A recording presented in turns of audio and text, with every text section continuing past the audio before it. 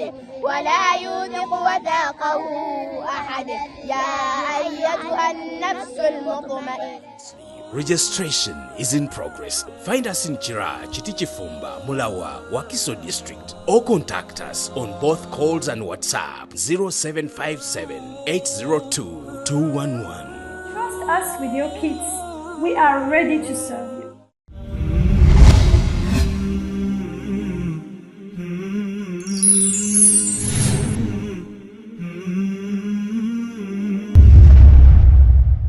الحمد لله رب العالمين ثم أصلي وأسلم على مصطفى المختار وعلى آله الأبرار وأصحابه الأخيار ومن سار على نهجه إلى يوم الفرار.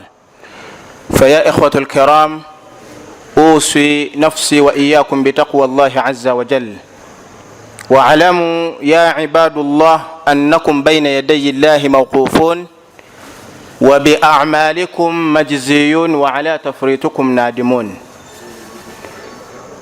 أحييكم بتحية المباركة من الله ألا وهي السلام عليكم ورحمة الله وبركاته. Oluvanyuma lw'okutendereza Allah subhanahu wa ta'ala, nannyini matenda amajjuvu Allah, nannyini matenda amajjuvu Allah subhanahu wa ta'ala.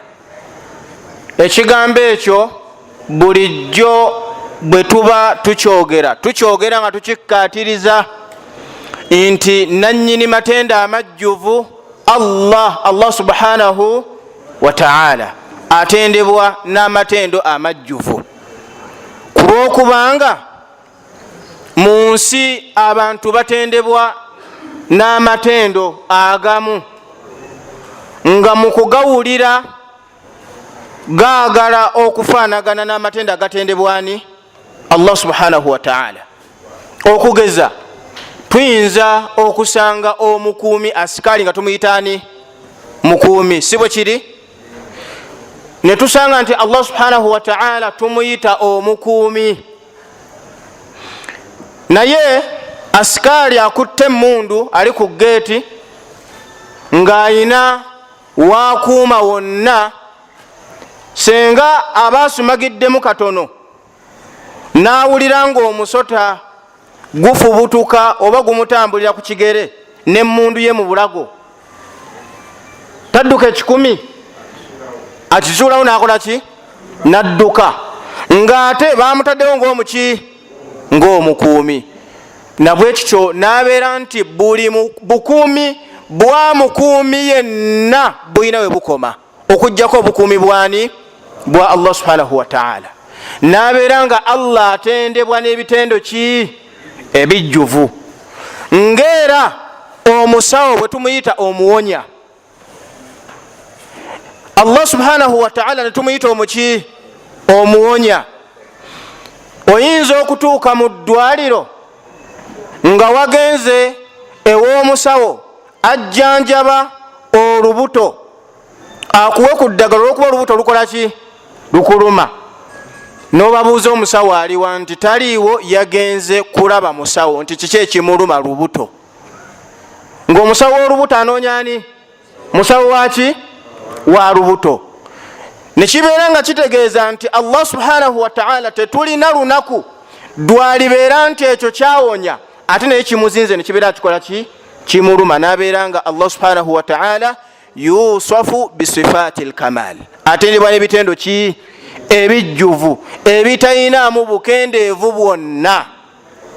Tumwebaza Allah subhanahu wa ta'ala atukoledde enteekateeka ne kibeera nti mu buwangaazi bwaffe bwe tuwangadde mu nsi ataddemu akaseera akafaanaganako bwe kati akokkola khalwa, okweyawulako, ne tutuula wano ng'ekitutuuzizza wano kubaako bye twejjukanya nabyo mu bikwata ku ddiini ya Allah subhanahu wa ta'ala. Kyabbeeyi ng'omuntu olwaleero ayinza obutakimanya, awamu ayinza n'obutakifumiintirizaako, naye oluvannyuma lw'okujjulukuka n'okudda mu maaso ga Allah subhanahu wa ta'ala ajja kusanga obudde buno nga bwa bbeeyi.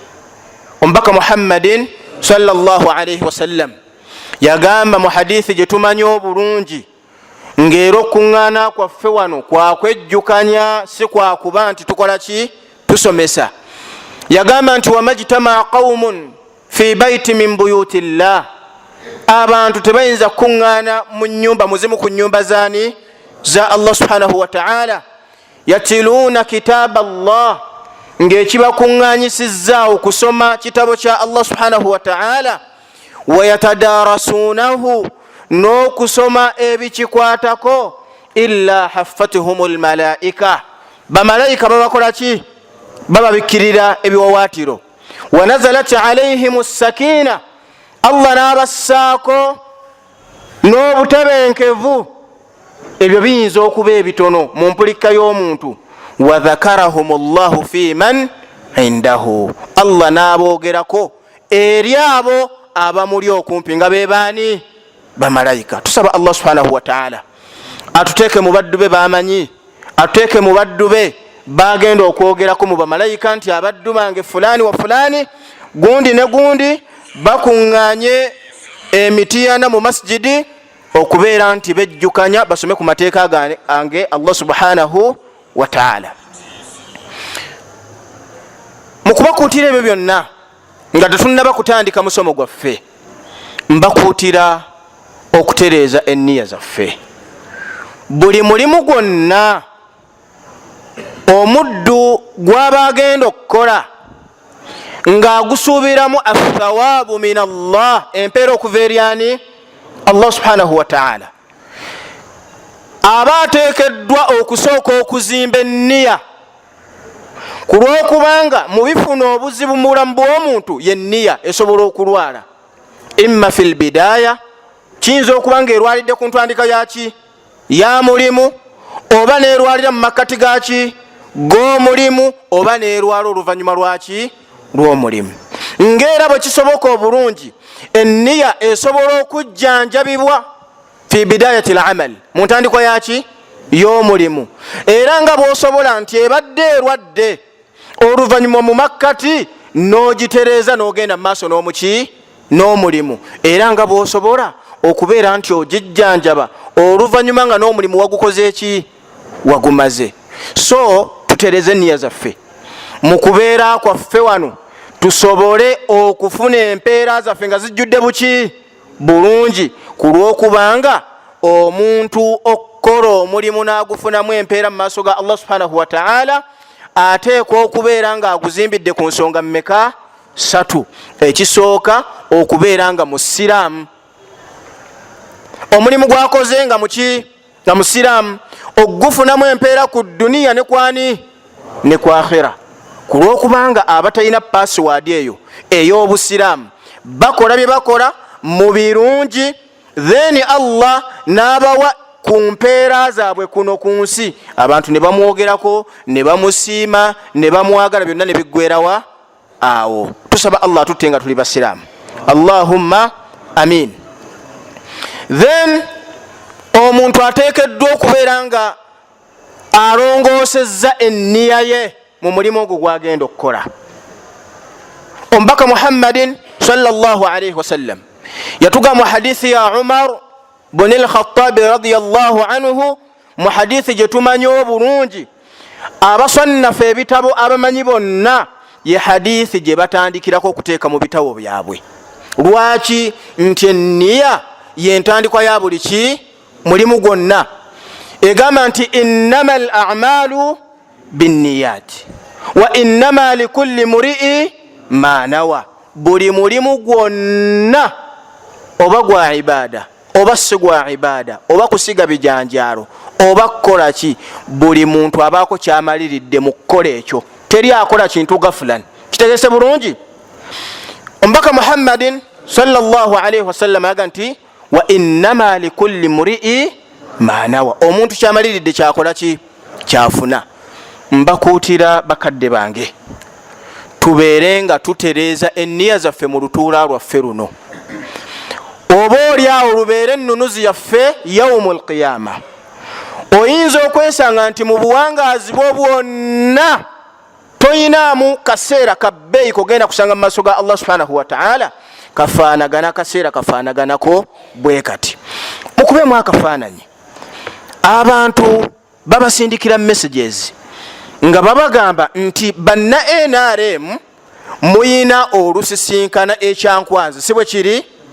Era ne balinnya baasi mu t-shirts ezaki eza kyenvu ne bagenda mu lusirika ne balumalamu ebbanga eriwerako, liyinza okuba lya weeks 2 oba weeks mmeka 3, era ne babeera basirifu nnyo n'obwetoowaze obunene olw'okuba bagenda okuwuliriza ebigambo ebiva mu mukulembeze waani w'eggwanga. Fakaifa, kiri kitya omuntu nga hadara asembedde wano awulira obubaka obuva eri Allah subhanahu wa ta'ala n'obuva eri omubaka Muhammadin sallallahu alayhi wasallam. Tugwanira okufumintiriza ku bigambo ebyo. Katese bulungi, tugwanira okufumintiriza ku kubeerawo kwaffe wano nti tuzze tuwulire obubaka obuva eri omubaka Muhammadin sallallahu alayhi wasallam alladhi ursila ilayna bashiran wa nadhira, eyatumwa gye tuli nga musanyusa ate nga muki nga mutiisa. Tusaba Allah subhanahu wa ta'ala abeere nga olutuula lwaffe wano alufuula nga lwa mukisa. Allahumma amin. Omusomo gwaffe gwe tugenda okubeera nti tutambulirako insha Allah mu budde obufunda, okubeera nti tutunulako muzimu ku nkizo z'ekitabo kya Allah subhanahu wa ta'ala al-Qur'an al-Karim. Allah subhanahu wa ta'ala yassa ku mbaka Muhammadin sallallahu alayhi wasallam ekitabo Qur'an, era Qur'an huwa kitabullah au kalamullah, kyekitabo kyani kya Allah subhanahu wa ta'ala oba ebigambo bya Allah subhanahu wa ta'ala lafuzan wa ma'anan, ng'ebigambo ebyo bya Allah subhanahu wa ta'ala munjatula n'amakulu agabikola ki agabirimu.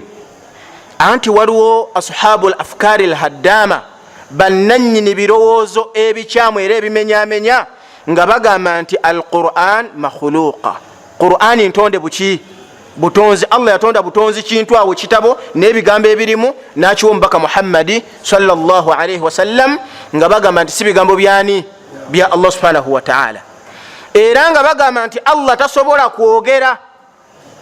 Kitese bulungi, Allah tasobola kukola ki kwogera, so nga ate ebitendo bya Allah subhanahu wa ta'ala byonna kyonna kyeyeetenda nakyo tukikkiriza. Katese bulungi, wabula tetuyingira mu kaifiya yakyo. Bwagamba nti alina eriiso tukkiriza nti alina ki eriiso, wabula tetuyingira mu kugamba nti eriiso lya Katonda lifaanagana litya. Oba ntegerekese bulungi? Omuntu asobola okubuuza ekiyenje kibe n'eriiso, n'ente ebe n'eriiso, ne Allah abe n'eriiso, tukugamba nti eriiso ly'ente ly'ery'omuntu gafaanagana? Gonna gayitibwa maki?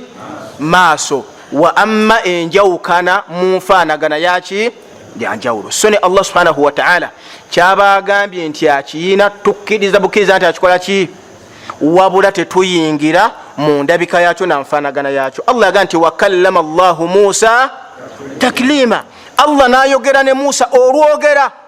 Bw'abanga yakyegambye ate gw'ogamba otya nti Allah takola ki tayogera. So al-Qur'an, Qur'an al-Karim kalamullah, bigambo byani bya Allah subhanahu wa ta'ala, al-munazzalu ala habibihi al-Mustafa sallallahu alayhi wasallam.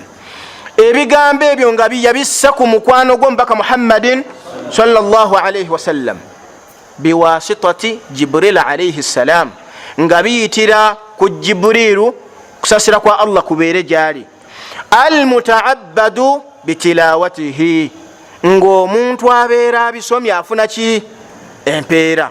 Tusinza nabyo mu kubisoma, teri bigambo ng'omuntu bw'abisoma abifunamu empeera nyukuta kuki ku nyukuta nga Qur'an al-Karim. Tusaba Allah subhanahu wa ta'ala abeere nga atufuula abantu ababeera nti tugenda kubeera mu bantu abasomi ba Qur'an al-Karim, ate era nga tugikola ki nga tugikolerako. Qur'an yakka ku mbaka Muhammadin sallallahu alayhi wasallam, nga Qur'ani eyo mu bantu ye dusturu y'abasiraamu bonna, ye constitution ey'abasiraamu bonna gye batambulirako mu mirimu gyabwe n'obulamu bw'ensi buno. Omuntu yenna bw'abeera ng'agenda kuzimba omuzimbo ogufaanaganako bwe guti, obanga alina pulaani gy'agenda okukola, akwata ebyo by'agenda okukola n'abissa ku lupapula, si bwe kiri? Era omuzikiti guno bwe tubuuza eyaguzimba tusobola obutategeera yagutandika atya paka ng'atulaze pulaani yaki yagwo, then tugenda okutunulya nga ebiri ku lupapula bye binnyini ebiri kuki ku muzikiti ogwo, si bwe kiri? Allah yatonda ensi n'agiteekamu ensozi, n'agiteekamu abantu, n'agiteekamu abakyala, n'agiteekamu abaami, n'ateekamu abeeru, n'ateekamu abaddugavu. Senga Allah teyatuteerawo Qur'ani kutubuulira biki bye yakola mu nsi, twandibaddemu ttayonga ebintu byonna tumanyi bikola ki bwe bitambula. Oba ntegeeka bulungi? Oluvannyuma lw'okututeeka mu nsi nga tulaba buli kirimu ebyenjawulo, nassa ku mbaka Muhammadin sallallahu alaihi wasallam Qur'an al-Karim ng'etunnyonnyola kimu ku kimu nti nateekawo ensozi lwa nsonga eno, natonda omuntu bwe nti, n'abeera mu lubuto lwa mama okumala ennaku bwe ziti, oluvannyuma n'atambula ennaku mmeka paka lwafulumayo n'abeera omuntu. Ng'ebyo byonna Allah subhanahu wa ta'ala yabiteeka mu Qur'an al-Karim. Oba ntegeerekese bulungi mu nsonga eyo nti Qur'an yetubuulira buli nsonga yonna ekwata ku kutonda kwa Allah subhanahu wa ta'ala mu nsi muno, n'abeera nga akutubuulira. Ebyasigalayo nga tetubitegedde n'atugamba fasalu ahla dhikri in kuntum la ta'lamun. Kyetuba tetutegedde nga tubuuza abakola ki? Abatusinga, abo Allah babeera guliddewo okumanya ne babeera nga babitegeera. Example, Allah yatutonda mu nsi n'atuteekamu. Bw'amala okututeekamu yatuteeramu ebimu ku bye twetaaga n'abituteerawo. Ne tubeera nga twetaaga amazzi n'ateekawo ennyanja, twetaaga emiti n'ateekawo emiti ne gibeerawo, n'ebintu ebirala ebifaanaganako bitya bwe bityo. Ebirala ng'ab'omulembe ogwayita bayinza okuba ebiseera ebyo baali tebabikola ki? Tebabyetaaga, ng'ate ab'omulembe ogujja bajja okukola ki? Okubyetaaga byo n'atabitonda. N'abeera nga mu baddu be abamu yabateekamu amagezi aganaakola ebyo abaddu be abalala bye banaakola ki? Bye baneetaaga. Oba ntegeerekese bulungi? Ng'eno essimu Allah teyagitonda n'akola ki? N'agiteekawo. Naye yamanya nti abaddu be bajja kukola ki? Bajja kugyetaaga. Mu baddu be abamu n'abawa ku magezi aganaatonda ebyo abaddu be bakola ki? Bye beetaaga. Era ekyo kimenya nnyo abantu obwongo nti naye omuzungu ng'ayina amagezi mangi, n'akola ekintu ekifaanaganako bwe kiti, naye nga tonnaba kumwewuunya, toweewuunya oyo eyamuwa amagezi asobole okukolera abaddu be ebyo byakola ki? Beetaaga. Ate nga yaga nti wama utitum min ilmin illa qalil, mu bye mwaweebwa mu magezi kaki? Katono nnyo. So ebyo kyekitabo kya Allah subhanahu wa ta'ala nga ye constitution y'abakkiriza bonna abasiraamu, kyetuteekeddwa okubeera nga tukikkiririzaamu mu kukoleramu ebyo byonna ebikirimu, nga byonna ebikirimu okuva ku basmala okutuuka ku suratu An-Nas byonna bigambo byani? Bya Allah subhanahu wa ta'ala. Era nga temuli kigambo kyonna nga kyambaka Muhammadin sallallahu alaihi wasallam.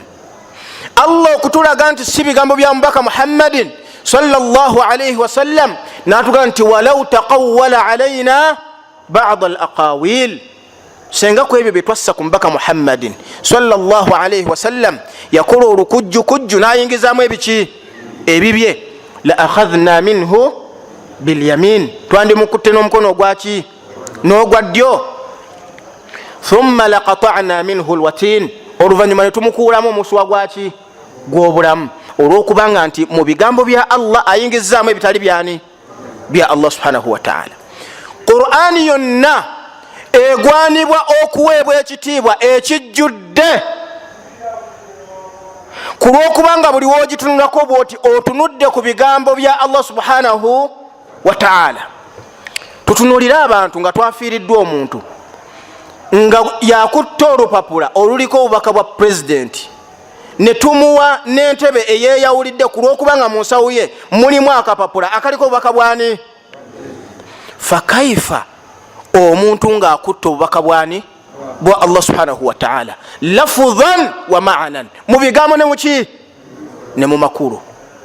So tugwanira okuwa ekitabo kya Allah subhanahu wa ta'ala himman, ekitiibwa n'okuwa ekitiibwa bani bannyini baakyo. Oba ntegerese bulungi, Allah bawadde ilmu era ne basoma Qur'an al-Karim n'okugikolerako bagwanira okuweebwa ki ekitiibwa. Abantu abali mu masjidi wano nga Allah teyabasobozesa kusoma buwalimu ne mufuuka baki bawalimu, omulimu gwammwe kubeera nti mulafuubana muyige emirimu gy'obusiraamu gikolebwa gitya. Omulimu ogwokubiri okuwa abawalimu ebitiibwa. Kategerese bulungi, omumanyi omu yagamba nti munoonye okumanya bwe kiba kiganye muwe ekitiibwa abakukola ki abakulina. Oba ntegerese bulungi, era muyambeko ne ku ntambuza y'emirimu gy'obusiraamu ku lw'okubanga abawalimu bayinza okubanga ebbanga lye baamala nga basoma tebasobola kunoonya ki sente. Allah bw'abanga yazibawa mubeere nga mukwatagana nabo eddiini ya Allah ekole ki etambule. Bwe kityo bwe kyaviira ddala okuviira ddala ku mulembe gw'omubaka Muhammadin sallallahu alaihi wasallam yakuŋŋaanyanga abagagga n'aga nti ani atukolera kino. Kitegeese bulungi, ani atukolera kino? Ate ekyebbeeyi ky'omuntu yenna atali muwalimu kwe kubeera nti amafaage galiko abawalimu baki bangi, era yebbeeyi yaki y'omuntu abeera afaanaganyeko bw'atyo. Oba ntegerekese bannange, so tusaba Allah subhanahu wa ta'ala atutereke mu bantu abagenda okusoma ekitabo kye, era tubeere nga tukigulumiza, era tubeere nga tukiwa ekitiibwa. Omuntu yenna abeera yeewaddeyo n'abeera nti asoma ekitabo kya Allah subhanahu wa ta'ala, ayina ebimu ku birungi byafuna okuva eri Allah subhanahu wa ta'ala. Mu bimu ku birungi ebyo omubaka Muhammadin sallallahu alaihi wasallam yatugamba mu hadithi ya Abi Umama, yagamba nti iqra'u al-Qur'ana, mubeere nga musoma ki Qur'an, fa innahu ya'ti yawma al-qiyama shafi'an li ashabihi. Qur'an yeyo egenda kujja ku lunaku lw'enkomerero nga mpolereza eri bannyini baayo. Kitegerekese bulungi, ng'ewolereza bani bannyini baayo. Olunaku lw'enkomerero lugenda kubeera lunaku luzibu nnyo, yawmun mukhifu wa mufzi', lutiisa nnyo ate nga lulimu ebizibu biyitirivu.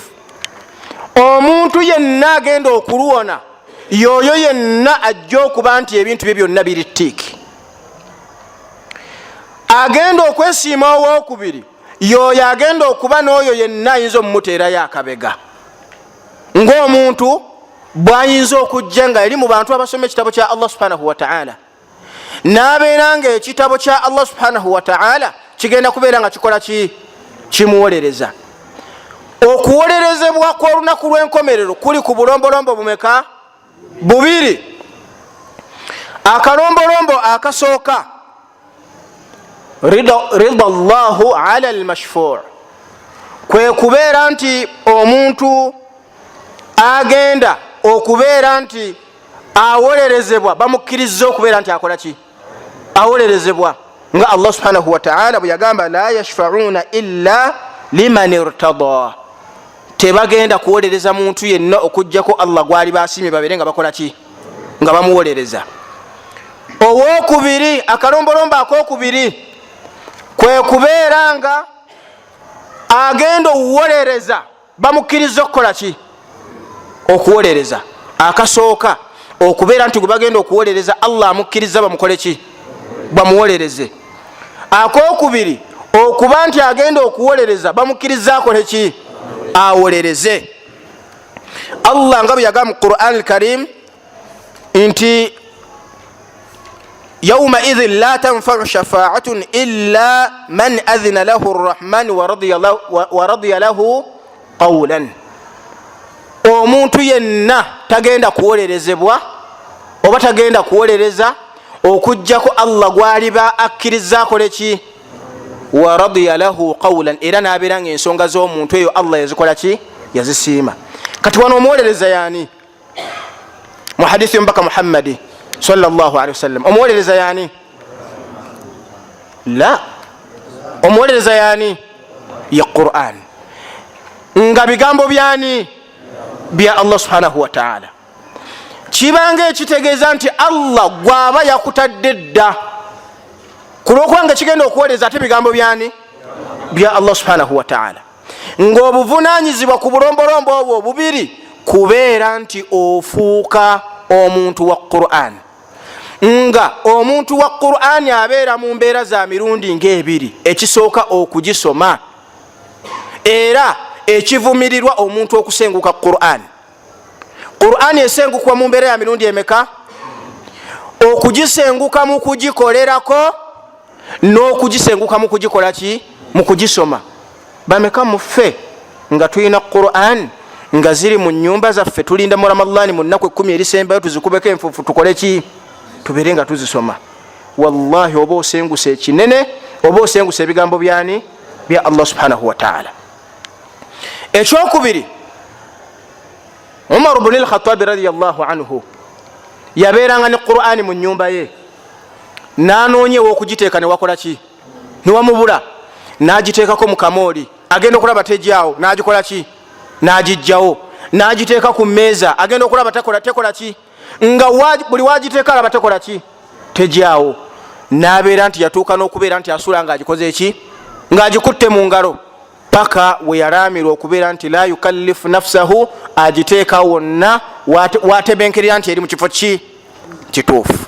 Naye abasinga obungi twagisenguka tetugisoma, ate twagisenguka ne mu kugikola ki ne mu kugikolerako. Tetugikolerako ate n'okugisoma tetugikola ki tetugisoma. So Qur'an al-Karim ejja kubeera nti omubaka Muhammad sallallahu alaihi wasallam atuga nti iqra'ul Qur'ana, mubeere nga musoma ki Qur'an, fa innahu ya'ti yawm al-qiyamah shafi'an li ashabihi. Qur'an yagenda kujja ku lunaku lw'enkomerero ng'ewolereza oba nga mpolereza eri bannyini baayo. Bannyini baayo be baani? Abo abaagisomanga ana al-layli wa anhara wa ana an-nahar, ekiro neddi n'emisana. Mu hadithi endala, mu hadithi ya Ibn Umar eva ku mubaka Muhammadin sallallahu alaihi wasallam, yagamba nti omuntu oba omuntu tateekeddwa kukwatibwa nsaalwa okujjako mu mbeera za mirundi emeka? Ebiri, mu hadithi gye tumanyi obulungi. Rajulun ataahu Allahu al-kitab, omuntu Allah gwe yawa ki Qur'an, ng'agisoma ekiro neddi n'emisana, mu kugisoma okulungi nga atunuulira amateeka gaayo, era ng'agisoma nga bwe yakka ku mbaka Muhammadin sallallahu alaihi wasallam. Kulwokubanga omubaka Muhammadi sallallahu alaihi wasallam yasomesebwa Qur'an al-Karim nga ani amusomesa? Jibrilu alaihi salatu wassalam. Nga Allah subhanahu wa ta'ala baganta allamahu shadidul quwa, eyasomesa omubaka Muhammadi sallallahu alaihi wasallam nannyini maanyi nga ye Jibril. Era Jibril bwe mala okuleetera omubaka Muhammadin sallallahu alaihi wasallam Qur'an, nabbi yafuna okuwoomererwa kuyo nga ne bwabeera asoma ayanguwa, Jibrilu n'abeera nga ayagala okumukola ki okumuyitako. Allah namga la tuharrik bihi lisanaka litajala bihi.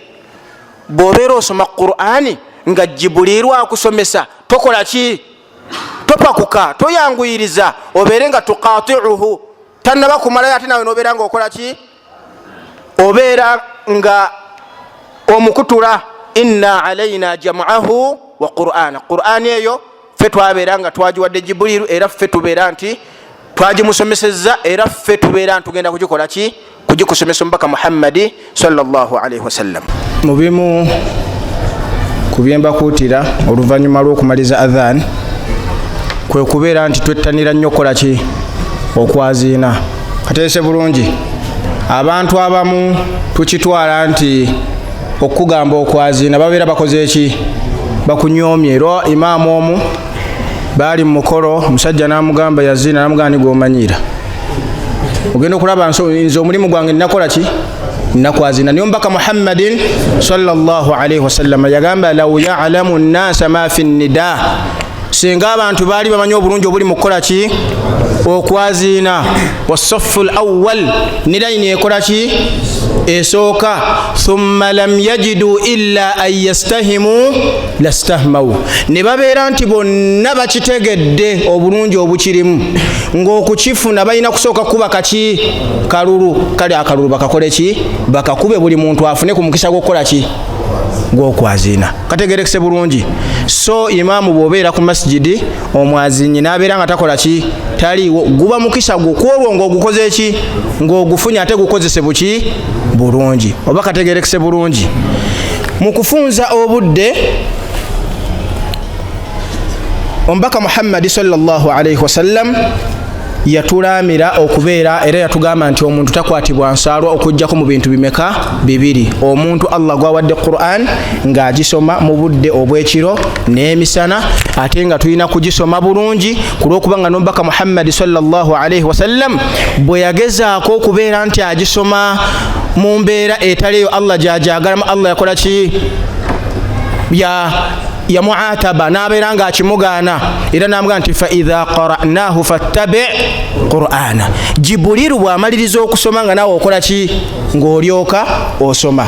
Era Qur'an yu'khadhu bitalaqi, tugifuna na kutuula wansi. Kitegerekese bulungi. Era omuntu okusoma Qur'ani oyina kusooka kukakkanira ddala n'okwetegeera nti togikola ki, togimanyi. Bw'obanga okakasa nti togikola ki, togimanyi. Ku lw'okubanga mu mbeera ya Qur'ani okuva edda nedda, yu'khadhu bitalaqi, tutuula butuuzi ne tugisoma. Nga Jibuliru bwe yagisoma kwani, ku Allah subhanahu wa ta'ala. Omubaka Muhammad n'agisoma kwani, ku Jibril.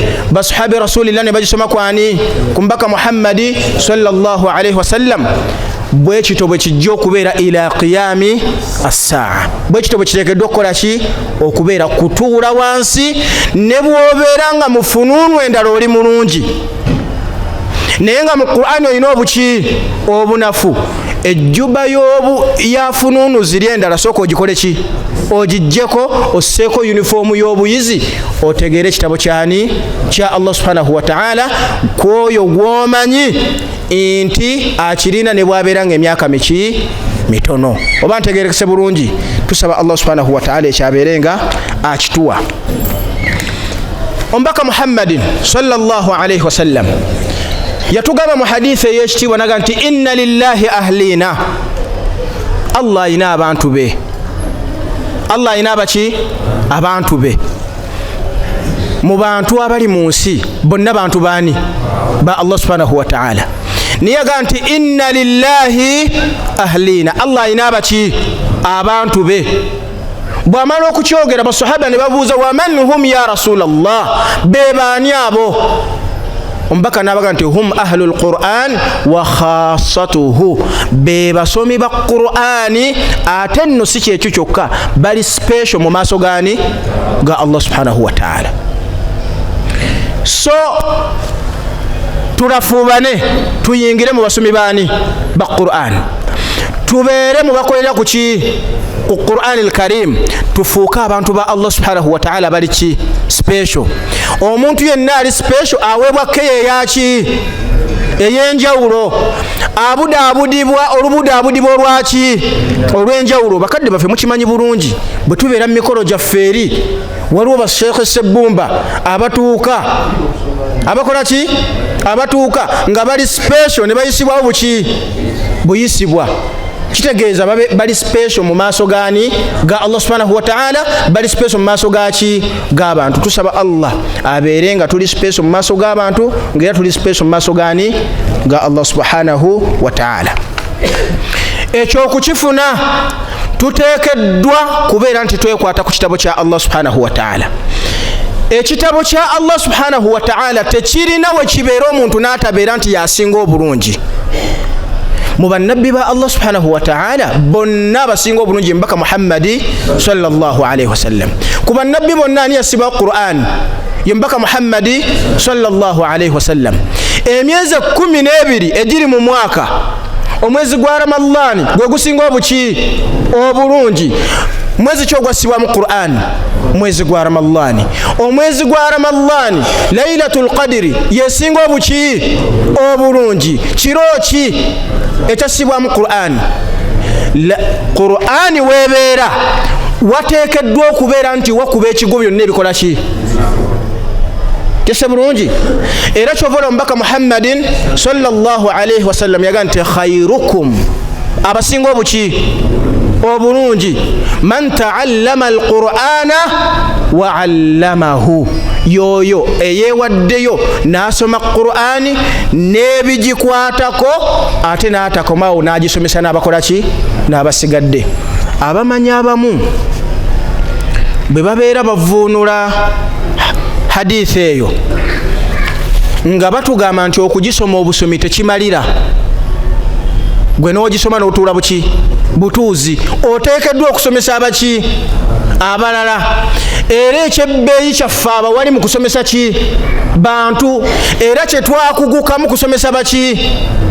Era kyembakuutira tubeere banywevu nnyo nga twogera amazima ago ge tukakasa nti maki mazima.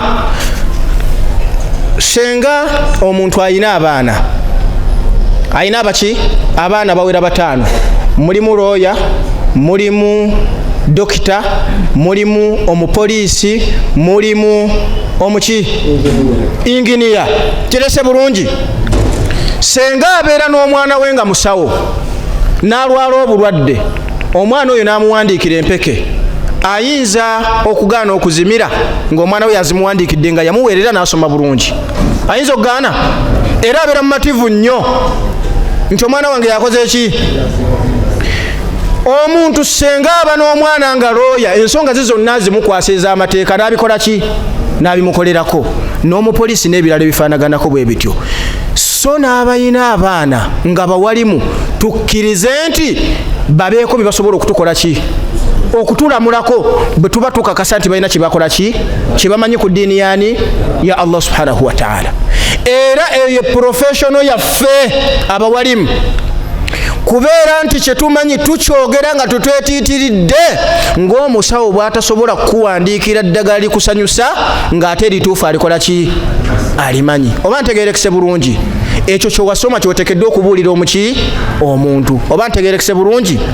Naye ng'ekikulembera okutuusa obubaka bwonna butegeerekeke bulungi, newankubadde nga buyinza okujja nga buzito, bukulembezebwa n'okweyisa obulungi nga tonnaba kubukola ki kubutuusa eri bantu. Omubaka Muhammadi sallallahu alayhi wasallam yawangaala emyaka 40 nga akola bukozi mpisa, nga tannaba kubagamba nti ateekeddwa okusinzibwa yaani ya Allah subhanahu wa ta'ala, mpisa buyisa. Era gwe musingo gwe yawaayo bwe yabayimiriza ku lusozi n'ababuuza nti mwali mundabyemu obulimba, bamugamba batya? Bw'amala okukakasa nti talimbangako, then n'abawa message ennene nti ateekeddwa okusinzibwa yaani ya Allah subhanahu wa ta'ala. Empisa zo z'okulembeza gwe musingo gwo mu bigambo by'okukola ki okutegeerekeka. Kitegeese bulungi bakadde bange? Tusaba Allah abeerenga akituwaamu obulungi. Omubaka Muhammadin sallallahu alayhi wasallam yagamba nti man yuridillahu bihi khayran yufaqihuhu fi ddin. Allah gwabeera ayagalizza obulungi amuyigiriza ki eddiini. Fiqhu asooka ye Qur'an al-Karim. Omuntu gwe tugamba nti faqihu mu mbeera ey'olubereberye nga tetunaba kuyingira mu istimbat, kutandika kujjulula amateeka tugajja mu Qur'ani, tuteekwa okubeera nti Qur'ani tugikola ki tugisomye. Kyannaku okuba nti omuwalimu talina jjuzu ziwerako mu Qur'ani al-Karim. Waliwo mufuti omu mu bamufuti ba Uganda yatunyumiza ekigambo.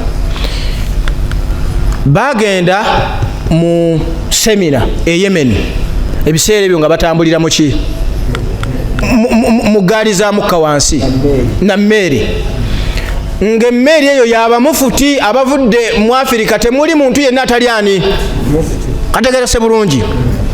Mufuti omu oyo n'atuula ne mufuti omulala biseera by'emabega. Muyinza okukisembeza kati ne muleeta ebiki emitawaana. Biseera byaddi by'emabega. Mufuti oli n'akwata Qur'ani n'akwata mufuti omulala n'amugamba nsaba tiyakwata Qur'ani n'amugamba kansomemu nga bw'ompuliriza ombuulira oba nkoze ki ensobi. Mufuti ow'ensi emu n'agamba nti nze mu Qur'ani ninamu ejjuzu nga mmeka? N'amugamba oli mufuti? Nti ndi mufuti. Mu nsi eyewamu nti oli mufuti? Nti ndi mufuti. Omusajja n'akikola ki? N'akyewunya n'agamba mufuti abeera atya? Mufuti nga taweza jjuzu mmeka? So imaamu yenna olina okulafuuba n'okulaba nti oyongerako okubeera nti buli kaseera ku ky'olina okola ki? Oyongerako mu Qur'an al-Karim. Kyannaku nti abamu twekwasa amaaso tutegakyakola ki? Naye abantu bennyini abeekwasa amaaso obasanga mu ttawuni nga bazannya omweso nga ogutala obutazi muki mukambwe ennyo, era nga okumuyalika kiki kizibu. Bakuyita kwalika nga ayalika ki empiki bulungi n'abatema. Bw'amaliza n'akwata ebinyina abikola ki? N'abijjamu n'addamu n'akola ki? N'ayalika. Naye butya bw'obeera nti tosobola kwalika kitabo kyani? Kya Allah subhanahu wa ta'ala. Tugule gaalubindi eziraba tubeere nga tusoma ekitabo kyani? Kya Allah subhanahu wa ta'ala. Omubaka Muhammadin sallallahu alayhi wasallam yatugamba mu hadithi endala nti man qaraa harufan min kitabillah. Hadithi zonna zensoma zimanyikiddwa bulungi, era sinnaba kusomayo hadithi etakola ki? Wabula twejjukanya buki? Omubaka Muhammad yagamba nti man qaraa harufan min kitabillah. Omuntu bw'asoma ennyukuta yonna mu kitabo kyani? Kya Allah subhanahu wa ta'ala, falahu bihi hasana. Abeera n'ebirungi byakola ki? Byafuna. Wal hasanatu bi'ashri amthaliha. Ng'ebirungi ebyo bikubisiddwamu emirundi emeka? 10. Nabbi yamanya nti waliwo abajja okututawaanya naga la aqulu sitegeeza alif lam mim harf. Sitegeeza nti alif lam mim nnyukuta etya, walakin al alif harfun wal lam harfu wa mim harfu. Kitegeeza empeera amakumi ameka? Kitabo kikyogenda okusanga ng'okyenyagiramu empeera ennyingi bwe zityo ku mbeera eya buli lunaku. Omuntu osobola okusalawo n'ogamba buli lunaku ngenda kusoma layini etya? Emu. Omulimu ogwo ng'ogukoze lillahi subhanahu wa ta'ala, ate obeere ng'oguwangaalirako ebbanga lyonna, ojja kugusanga mu maaso ga Allah newankubadde nga gulabika nga mutono naye nga gwaki? Gwa bbeeyi. Kiteese bulungi. Allah agamba nti wama tuqaddimu li anfusikum min khairin tajiduhu inda Allah. Buli kyonna kye mubeera mukutte mu birungi, kye mbeera mukutte muki? Mu birungi, ne mukikasukayo. Kukasukayo buki? Ng'omuntu bw'anaabeera nti agenda kubuuka ekikomera, naye agenda kukibuuka ng'alina ekisawo kuki? Ku mugongo. N'agamba ekisawo kino sisobola kubuuka nakyo kiki? N'asooka n'akwata ekisawo kino n'akikola ki? N'akikasukayo, oluvannyuma n'awalampa. Aba akakasa bulungi nti gyakikasuka gye kikola ki? Buli kirungi kyonna kye tukola tukiteeke mu mbeera y'ekisawo kye tukasuka emabega w'ekikomera, then ffe tutandika okutoba n'okuwalampa. Kuba okutoba kulimu ebizibu biki? Mulimu okulwala, mulimu okutoba, mulimu okwa accident n'ebirala. Naye mu buli mbeera yonna olina okuvuunuka ki? Ekikomera. Agenda okwesiima yoyo yenna anaabeera nga ekikomera kyagenza okukibuuka ng'alina byeyakoze eki? Byeyakasuseeyo. Ng'e munaabeera n'omunyago mugukutte ne wabaawo ekibaka nga ne mudduka. Munnooni n'atoba nago paka waagubuusa ki? Ekikomera. Omulala ne bagukola ki? Banne baba bali abaalya nabwe ekito ne kabuli bwegenda okukola ki? waliwo abagenda okubeerayo ng'omunyago gwabwe basomoka nagwo, ne waliwo abagenda okubeera nti omunyago gwabwe bagwesuuza oba bagubakola ki, bagubasuuza. Tusaba Allah subhanahu wa ta'ala atuteekemu abo abagenda okusomoka n'omunyago gwaffe, ng'era gutandikira na kusoma Qur'an al-Karim ekitabo kyani kya Allah subhanahu wa ta'ala. Sombaka Muhammadi yagaa nti omuntu bw'asoma ennyukuta etya emu falahu bihi hasana, aba n'ebirungi byakola ki, byafuna, ng'ate ebirungi ebyo bikubisiddwamu emirundi emeka 10. So tusaba Allah subhanahu wa ta'ala abeere ng'atuwa emirimu emirungi. Mu hadithi ya Ibn Abbas radiyallahu anhu yagamba nti inna alladhi laysa fi jawfihi shay'un min al-Qur'an, omuntu yenna nga mu kifuba kye temulimu ki Qur'an, abeera ng'ennyumba ekifulukwa, abeera ng'ennyumba ki ekifulukwa. Era ffe tulina omwami omu mukadde waffe tusaba Mungu abeere ng'amusaasira. Bwe bakubuuza omuntu fala yaani imaamu, gwe bayita fala, nti gundi fala yaani fala yatamanyi bintu ebikola ki ebitambula, naye ye gwayita fala yatamanyi kusoma Qur'an. Era bw'osoma Qur'an n'ogisoma buki bubi, agamba oli fala kubanga tomanyi kusoma ki kateese bulungi. So omuntu arafuuba n'asome ki, asome bwa fala, abeere omuntu w'ekitiibwa mu maaso gaani ga Allah subhanahu wa ta'ala. Kyabbeeyi omuntu okuba ng'asoma Qur'an al-Karim newankubadde ng'ananaagira kuyo, kulwokubanga omubaka Muhammadi sallallahu alayhi wasallam aga nti inna alladhi yaqra'u al-Qur'an, omuntu yenna asoma ki Qur'an wa yata'ta' fihi, ng'ananaagira mu ki, ng'atamattama muyo, naye ng'okutamattamu kwa kubeera nti afuba okulaba nti akola ki, atereeza, falahu ajirani, ayina empeera za mirundi emeka 2, ajiru tilawa, ayina empeera z'okukola ki, z'okusoma, n'afuna n'empeera z'okunanaagira. Allah waffe nga mulungi, Allah waffe ayitibwa obuki obulungi. Okunanaagira nakwo akufunyeemu ki, empeera. Wano waliwo ekibuuzo, waliwo hadithi y'omubaka Muhammadi sallallahu alayhi wasallam yagamba nti rubba liqari'i al-Qur'an wal-Qur'an yal'anuhu. Waliwo abantu abamu nga basoma Qur'an naye nga bulijjo akoma okusoma Qur'an ekola ki, emikolimira. Tubigatta tuterera hadithi eri, ono aginanaagiriramu n'afuna empeera, agisoma naye nga Qur'an ekola ki. Hadithi yali etegeeza oyo abantu abamu babitabika ne balowooza nti byekola ki, omuntu asoma Qur'ani nga tagikolerako, agiyitako buyisi, asoma birala n'akola biki birala. Eyo mbaka Muhammadi sallallahu alayhi wasallam gwe yali ategeeza mu hadithi eyo. Kitegerekese bulungi. Tusaba Allah subhanahu wa ta'ala abeere nga atuwa empeera z'okusoma Qur'an newankubadde nga tutanaagira muyo, era okunanaagira ng'otudde ew'omuwalimu n'akunenyaako ereme kubeera nga nsonga ekuddusa kuva mu ki, kubanga mu bintu ebikyasinza okunyiiza kwe kusoma Qur'ani nga bakujjukiza. Omuntu anyiigira ddala era omuwalimu n'akola ki, n'amukyawa. Seeko oyo naye ajjukiza nnyo, omuntu oluusi omulekamu n'atambula ese bulungi, ng'alaba wandimulese n'okola ki, kumbe ng'ateekeddwa okubeera nti akujjukiza Qur'ani ebeere ng'ekola ki, ng'etereera bulungi. Ebbanga Mungu lyanaamala nga ajaliyo egenza okutuuka ng'olina darusu w'osangiddwa ng'osomawo Qur'ani newankubadde ng'oli mu bananaagizi mu kusoma Qur'ani, ojja kuba ogenze bulungi mu maaso gaani ga Allah subhanahu wa ta'ala. So tusaba Allah subhanahu wa ta'ala abeere nga abaako watuteeka, tubeere nga tusoma ki Qur'an, tubeere nga tugitereeza, tubeere nga tugisoma bulungi. Ekyokubiri, tetukoowa kusoma. Amazima gali nti eddiini ya Allah subhanahu wa ta'ala tugirinako katono nnyo kuyiri mu gyeteekeddwa okukola ki, gye tuteekeddwa okuba nayo.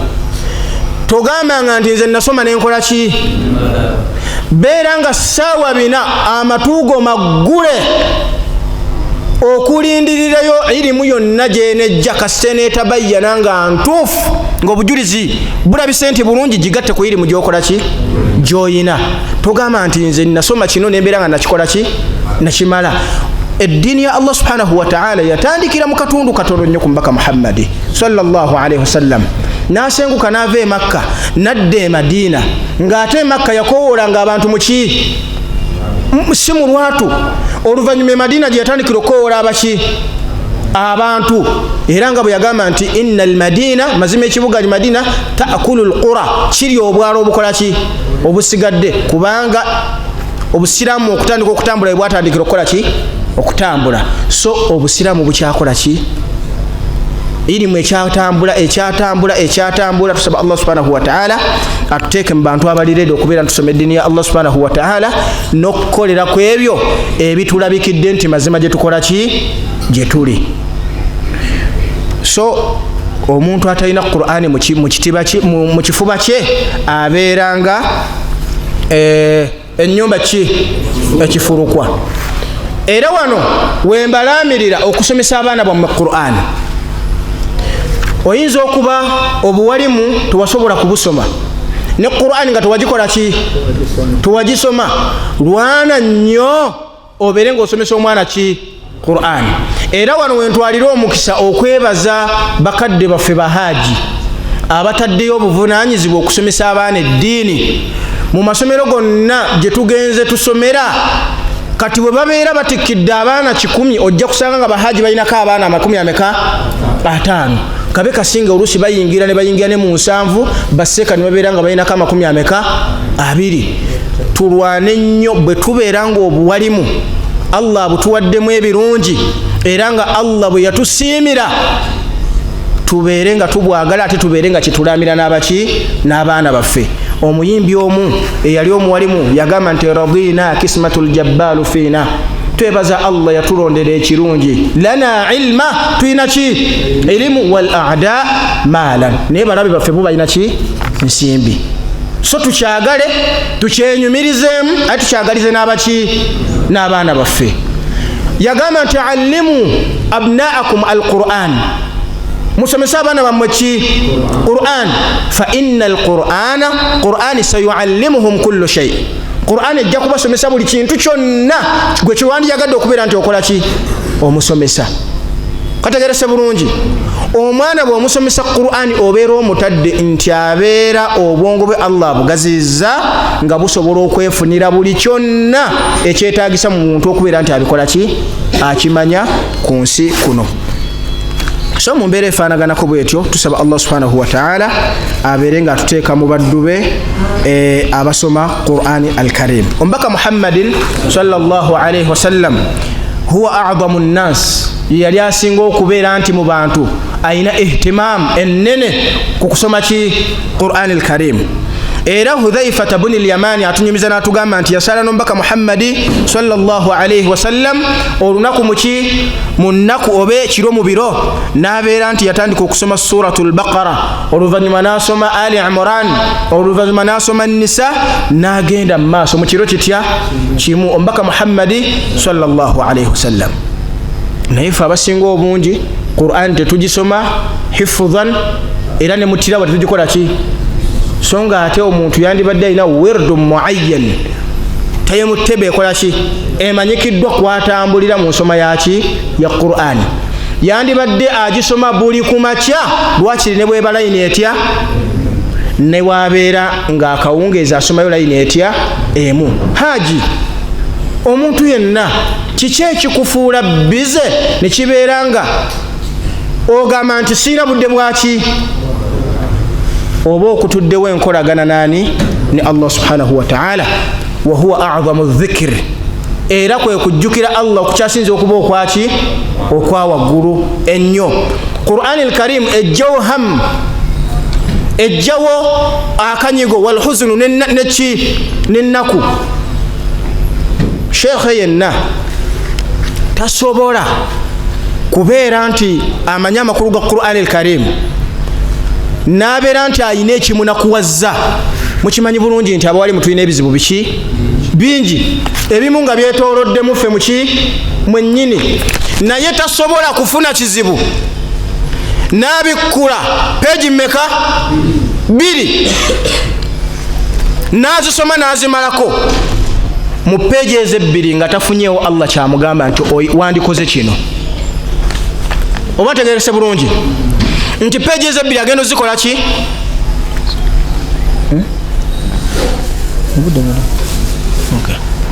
Nti mu ddakiika ezo emmeka mu mpapula ezo emmeka aba afuniddemu solution nga Allah ayina kyamugamba nti kiwandikoze eki. Oba ntegerekese bulungi nti ateekwa okusangayo aya oba ekigambo nga kimuzzaamu amaanyi kimugumya nti wandibadde okola otya bwoti, teri kigenda kutuukako nga gwe kikoze eki gwe kisoose okubeera nti kituukako.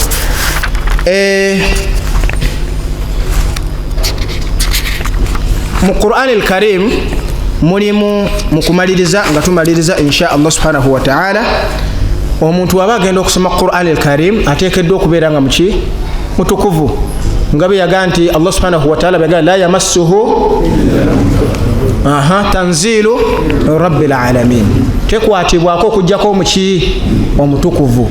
Abamanyi abamu bayingira mu masala ne bagamba nti omutukuvu bali bategeeza atali muki, naye alqawlu as-sahih ekigambo ekituufu kye baali bategeeza omuntu yenna nga talina ki wuzu. Kategerese bulungi, so omuntu bw'aba talina wuzu asobola okusoma ki Qur'an al-Karim. Omuntu omukyala bw'abeera nga ali mu hayd asoma Qur'an oba tasoma? Mukyala ali mu hayd asoma Qur'an oba tasoma? Kigambo ekyo kankirekere Sheikh Farouk, nyinza okutabula ebiki ebigambo. Kiteese bulungi, omuntu bw'aba agenda okusoma Qur'an asoma isti'adha wal basmala, a'udhu billahi minash shaitani rrajim, nasoma ne basmala nga Allah subhanahu wa ta'ala bweyagamba nti fa idha qara'ta al-Qur'an fasta'idh billahi minash shaitani rrajim. Fa idha qara'ata, ekigambo qara'ata fi'lu maadi, si bwe kiri kikolwa kyaki kyayita. Abamu bakola olukujjukujju n'abeera nga ate bw'amaliza okusoma Qur'an nga asooka akola ki, ku lw'okubanga aya aba agivuunudde ng'egamba nti bwe mubeera mumaze okusoma Qur'an mukole eki, ye bw'abeera akoze eki.